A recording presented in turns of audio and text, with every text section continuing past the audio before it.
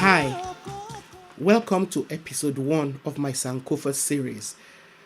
Here, I'll be exploring Pan African experiences. Let me start by putting it out there that I'm not doing this series because I believe in returning to a glorious African past in order to find all the answers to current problems of living in Africa or problems of Africans living in the diaspora. Neither am I doing it in order to teach history. People who are familiar with the meaning of the word Sankofa, which I've chosen as the title of this series, might then wonder why I've chosen it, since Sankofa means go back and get it.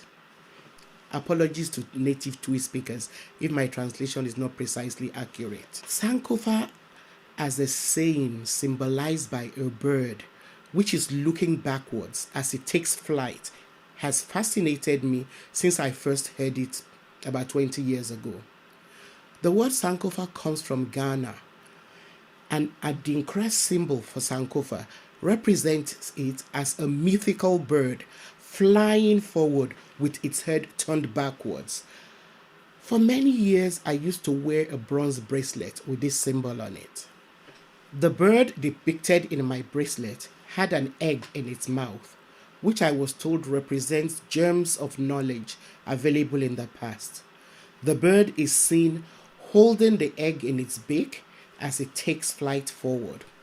I know there could be several explanations for this, but my favorite is that the bird takes from the past useful knowledge which helps it to build a positive present, thereby laying a solid foundation for future generations. In the same vein, I believe that by knowing our history, we'll know how we got to be where we are today, and so be better positioned to structure our present and a future for generations of Africans and Africans in the diaspora. I'll be looking at transnational territories and other possible terrain that might exist for new generations of Africans and Africans in the diaspora. Hopefully, I'll cover a wide range of topics and interviews with other people. I'll be depending on your comments and questions to help me structure future episodes. So please keep those comments and questions coming. My primary approach is to inform by sharing knowledge that I find in order to inspire you to educate yourself about who you are. For starters, I'll be challenging a lot of the lopsided history that's out there. So starting from this episode, as I'll continue to do from time to time, I'll share with you my take on aspects of African history that I've found that help me question some of the so-called world histories that I was taught in school, a lot of which is unfortunately still out there. To be honest with you, although I took some courses in women's history when I was studying for my doctorate, I'm not a historian by any stretch of the imagination. What I am is an African woman, a daughter, wife, mother, and grandmother who has always been a passionate activist. I've written extensively for television and a few stage and radio plays. I've also published a couple of novels and books for young readers. All of my life's works have addressed developmental and social issues. I'm also a co-founder of 2 schools in Lagos, Nigeria, which provide quality but affordable education for students from low-income families. I love researching, and history has always been one of my hobbies. I have also spent a significant chunk of my life living in Canada. My friends tell me that when I left Nigeria to live in Canada, I was a women's rights activist, but Canada turned me into a race activist. This is not to cast a negative light on Canada, which, at least in my personal experience, is light years from America when it comes to race. Please don't get me wrong. Canada has some awful records when you look into its history and the persistent condition of the First Nations and other minorities like African Nova Scotians. However, I cannot just imagine the recent incidents that have led to the Black Lives Matter movement and the ascendance of a character like Donald Trump and the Ku Klux Klan happening in present-day Canada.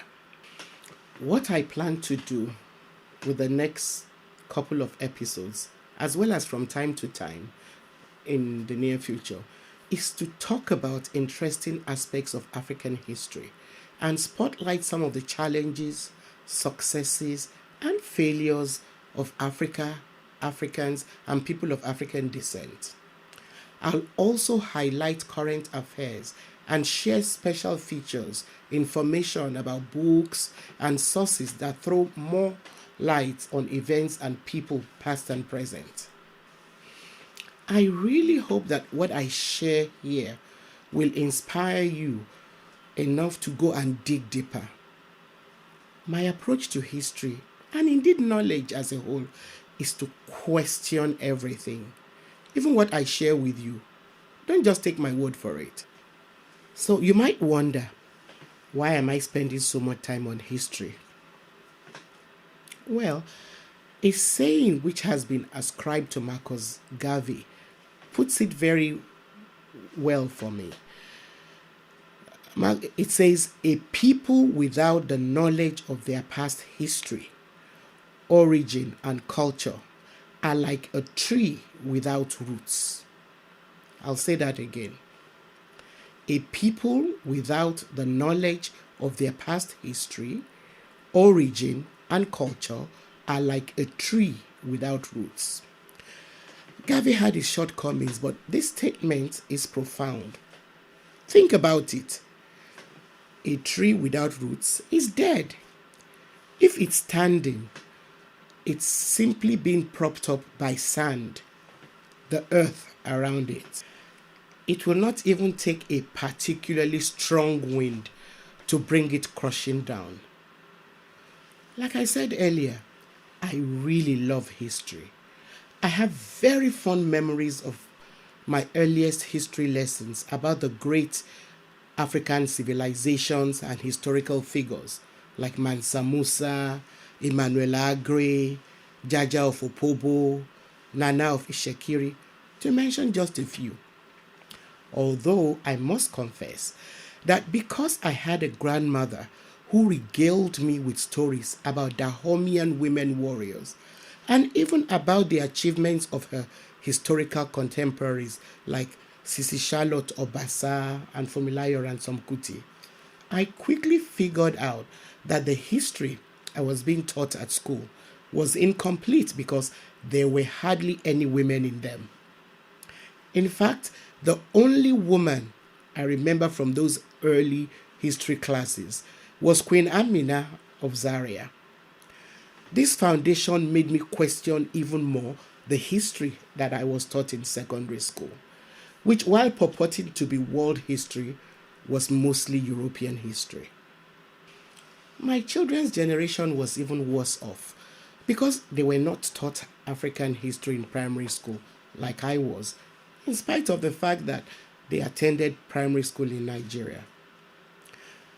Another reason why I'm doing this series is because it is, of course, important for the future of Africans and Africans in diaspora to have as many voices emphasizing the fact that civilization did not originate in European countries, as most of the history books out there try to lead us to believe.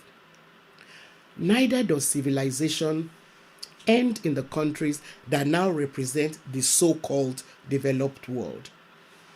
Unfortunately, most of the history that generations of Africans and people of African descent continue to be taught do not acknowledge that there is even any tangible African history.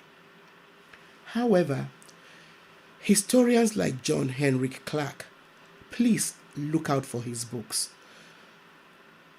People like John Henrik Clarke illustrate that it is important for us and our future generations to ask, what was the rest of the world doing when Europeans were supposed to have been developing the light of culture? What some historians are saying is that It is ridiculous to believe that the world waited in darkness for Europeans to bring enlightenment, because Europe itself was in darkness during most of the early historical era. Before rounding up this episode, I'd like to leave you with a question. So, why the grand attempt to distort history? Please send me your answers and comments, to this question. Why the grand attempt to distort history? And please watch out for my next episode where we'll be elaborating more on this. Please don't forget to subscribe to this channel, like and share with your friends. See you next time.